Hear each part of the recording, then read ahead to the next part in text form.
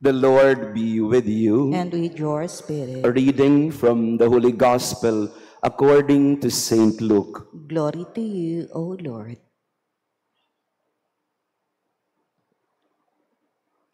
Jesus said to the Pharisees, "There was a rich man who dressed in purple garments and fine linen and dined sumptuously each day. And lying at his door was a poor man named Lazarus, covered with sores, who would gladly have eaten his fill of the scraps that fell from the rich man's table. Dogs even used to come and lick his sores. When the poor man died, he was carried away by angels to the bosom of Abraham. The rich man also died and was buried, and from the nether world, where he was in torment, he raised his eyes and saw Abraham far off and Lazarus at his side. And he cried out, 'Father Abraham, have pity on me. Send Lazarus to dip the tip of his finger in water and cool my tongue, for I am suffering torment in these flames.' Abraham replied, 'My child, remember that you receive what was good during your lifetime, while Lazarus likewise received what was bad. But now he is comforted here, whereas you are tormented. Moreover, between us and you, a great chasm is established to prevent anyone from crossing who might wish to go from our side to yours or from your side to ours.' He said, 'Then I beg you, Father, send him to my father's house, for I have 5 brothers, so that he may warn them, lest they too come to this place of torment.' But Abraham replied, 'They have Moses and the prophets, let them listen to them.' He said, 'Oh no, Father Abraham, but if someone from the dead goes to them, they will repent.' Then Abraham said, 'If they will not listen to Moses and the prophets, neither will they be persuaded if someone should rise from the dead.'" The Gospel of the Lord. Praise to you, Lord Jesus Christ. Praised be Jesus Christ. Now and forever. Laudetur Jesus Christus. Semper Laudetur. Pakibati din ng good morning ang ating mga katabi, brothers and sisters. It's a beautiful Thursday morning to be together in prayer. And to our online parishioners, thank you also for praying with us. Na wala na naman ang boses ko dahil kahapon po ay halos buong araw ako nakasama ng mga Mother Butlers Guild sa Imus. I was giving a recollection to them, some 800 beautiful girls of MBG. Yan. At tayo ngayon ay ganito ang boses. We are now on the 16th station, pang-16 na stasyon ng ating 40 araw na paglalakbay sa Kwaresma. And our 16th stop, or 16th station, we focus on the great chasm that divided the place of Lazarus and the place of the rich man in the eternal life. A great chasm was between them, where one cannot cross to the other side, and the other cannot cross to the other side as well. And the description in the story of Jesus to the Pharisees is Lazarus was comforted in the bosom of Abraham, and the rich man was tormented in Hades, where there was eternal fire. Ano ang dahilan kung bakit napunta yung mayaman sa impyerno or Hades at napunta si Lazaro sa langit kasama ni Abraham? Hindi natin alam. Dahil ang langit naman po ay grasya ng Diyos, no? Bigay ng Diyos. What did Lazarus do to deserve to go to heaven? Was it because he was poor and he was indigent, had no food, and he was covered with sores, he was in deep pain and suffering? Yung ba yun? Para makapasok ka ng langit ay dapat dukha ka, wala kang pera, may sakit ka, and all that. At napunta naman ng mayaman sa impyerno dahil hindi man lang niya tiningnan si Lazaro na nasa harap ng kanyang pintuan. Magandang balikan yung ating unang pagbasa in the book of the prophet Jeremiah. He tells us, I, the Lord, alone probe the mind and test the heart, to reward everyone according to his ways, according to the merit of his deeds. Yung pala yun. Sinasabi ni Jeremiah sa unang pagbasa, the Lord will reward everyone according to his ways, according to the merit of his deeds. At the end of the day, in our life, depende yan sa kung ano ang ginawa o hindi natin ginawa. Connected with the message of Matthew 25 in the parable of the Last Judgment, ihihiwalay ng Panginoon ang nasa kanan at kaliwa, depende kung sino ang tumulong sa Kanya. At tatanungin ng mga nasa kanan, kailan ka namin nakita na ikaw ay tinulungan? At tatanungin ng mga nasa kaliwa, kailan ka namin nakita at hindi ka namin tinulungan? At ang sagot ni Jesus, napakasimple lang. Ako'y nagutom, hindi niyo ko pinakain. Ako'y nauhaw, hindi niyo ko pinainom. Ako'y walang damit, ako'y nasa kulungan, ako'y may sakit, wala kayong pakialam. Solidarity, being one with one another, we will be rewarded accordingly, sabi ni Jeremiah. Ano yung reward ni Lazarus? He was flown by the angels to the bosom of Abraham. Nung pareho silang namatay, si Lazaro kinuha ng mga anghel, carried away by the angels to heaven, while the rich man was buried and went to the netherworld.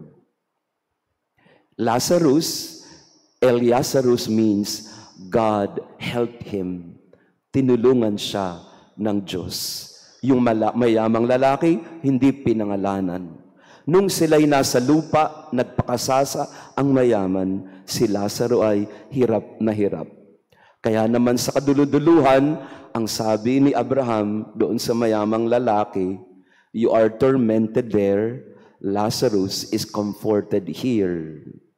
Because he was hungry and you never bothered to look at him. He was filled with sores and sick, but you never even look at him and cared for him. Again, going back to St. John of the Cross, at the twilight of our life, we shall be judged on love alone, on the love that we have shown or the love that we have not shown.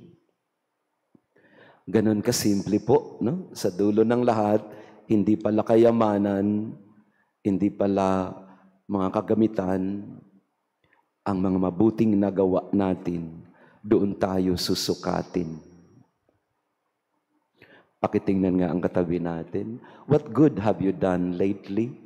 Not for a show, not to tell people that I'm generous and good, but because that's our ticket to heaven. Yes, salvation is a gift from the Lord. Why not? It is. Nobody deserves heaven. Nobody deserves to be saved except by the pure and sheer grace and mercy of God. But also, at the end of the day, the Lord will ask us, there were many Lazarus around you. What have you done to them? One of the pillars of Lent is almsgiving. Almsgiving not just to help the poor and the needy, but almsgiving in terms of training our hearts to be generous, to be kind, to be merciful to others. God does not forget those who are forgotten. Those who are worthless in the eyes of men, God values them. And we are supposed to be the hand, the heart, the eyes, the ears of Jesus today. We are the heart of Jesus today. Tayo ang magpapakita ng habag, ng pagkalinga sa mga Lazaro ng ating panahon. Nakakalangkot, no, sa Pilipinas, halimbawa. 9 na Pilipino, the 9 richest Filipinos, mas mayaman pa sila sa 55 million Filipinos. Individuals to, ha? The 9 richest Filipinos are wealthier than 55 million Filipinos. Ibig sabihin, higit sa kalahati ng mga Pilipino, 110 million of us, mas mayaman pa yung 9 na tao. The great inequality around us, that is what afflicts our nation, our country. Kaya naman siguro yung pagdiriwang ng February 25 EDSA 1, parang wala nang katuturan o wala nang kahulugan sa marami. Kasi nga, ganun din eh. Ang dami pa rin ng naghihirap, ang dami pa rin maralita, wala pa rin nangyari sa sistema ng ekonomiya, ng politika, ng kultura. Marami pa rin ang nagugutom. Dito po, nagpapakain pa rin tayo ng ating mga street dwellers. But we had a meeting with the SWD and they have a program for them. So we are trying to coordinate our efforts with the program of the government also. Pero ganun pa rin eh. It's an intractable problem. It's a problem that has no solution unless something drastic happens in our culture. Hindi po hiwalay ang pangangailangan ng katawan sa kaligtasan ng kaluluwa. Yan po yung talinhaga ni Jesus kay Lazaro at sa mayamang lalaki. Hindi hiwalay ang pangangailangan ng katawan at kaligtasan ng kaluluwa. Ang hindi mo pinakain, ang hindi mo natulungan, yan din ay nakalista sa iyong kaluluwa pagharap natin sa Panginoon. Kaya napakaganda po dito, and I'd like to end with these stories. Meron po sana akong letter na babasahin, pero I decided to share with you the story of one of our parishioners. She visited us a few days ago. She comes from Carson City in the US. Her name is Paz. At doon daw po sa kanilang community sa Carson City, meron siyang tinatawag na Team Langit. Hello to all of you in Carson City. Meron daw sila doon, Team Langit. Ito po yung mga magkababayang Pilipino na tinutulungan ang mga homeless at elderly doon sa kanilang lugar. Team Langit kasi ang sabi nila, anong gagawin natin sa mga ari-arian natin at pera dito sa lupa kung hindi naman tayo papasok ng langit? So might as well perform good deeds here in this world so that we can have, not a passage, but we can have something to show to the Lord at the end of the day. So to Sister Paz in her community in Carson City, God bless your efforts in helping the elderly and the homeless in your community. Yun po yung talinhaga ni Lazaro. Tulungan ang mga nangangailangan sa paligid natin. And another story, right here in our Mass today, we have our, pasensya na brother, babanggitin kita ha. Brother Sunny, pwede ka bang tumayo? Brother Sunny Gomez. Yan. Ito po, taga-Australia po si Brother Sunny. Nagpakain po siya rito sa Pilipinas ng 1,000 nagugutom, mga inmates, mga prisoners, and even our street dwellers. Para sa kanyang 60th ba, brother? 70th birthday, nagpakain siya ng 1,000 mga kababayan nating nagugutom. Thank you, Brother Sunny and your wife. Now, I'm not acknowledging him because he is the best, but because it can be done. It can be done. We can have a generous heart. We can share. We don't have to be the richest man in the country or the world. We can only be a person with a great heart, a generous heart, that can care for the Lazarus around us. At the end of the day, as Jeremiah tells us, God alone probes the mind and tests the heart. He rewards everyone according to his ways, according to the merit of his deeds. Sa dulo, tatanungin tayo ng Panginoon, may Lazaro sa pintuan mo. Ako yun. Ba't di mo pinansin?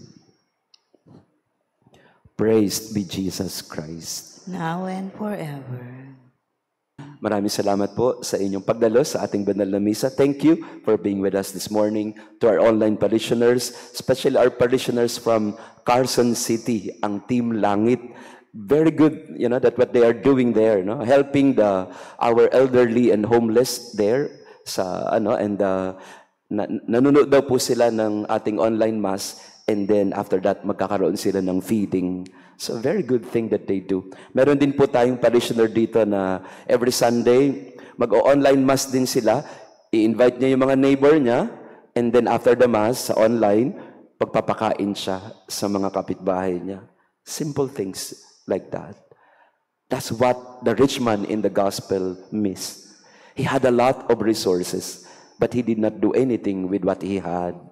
Dito sa ating parokya, I am so blessed and grateful. There are so many of you who are so generous, nameless individuals who continue to share, to be generous of yourselves to others who are in need. Maraming salamat sa inyo for continuing to support our Isang Kanin, Isang Ulam, our scholarship for our students, and many other projects. Maraming salamat sa inyong kagandahang loob. Sunny, again, you're going back to Australia. Yeah, do the good thing that you have been doing here in the country. There are many people here also. Hindi po ako nabuubusan ng breakfast dito kasi lagi po, andyan si Rosana, nandyan si Doc, andyan si Dinor, nandyan.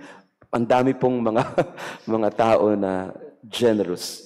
Hindi man nare-recognize, but generous. And that's what is important and what is needed in our world today. After the Mass, we will have our prayer for healing through the relic of Saint Ezekiel and Santa Maria Goretti. The Lord be with you. And with your spirit. And may our loving God bless you and your family, the Father, the Son, and the Holy Spirit. Amen. Our Mass has been offered. Go in peace to love and serve the Lord. Thanks be to God.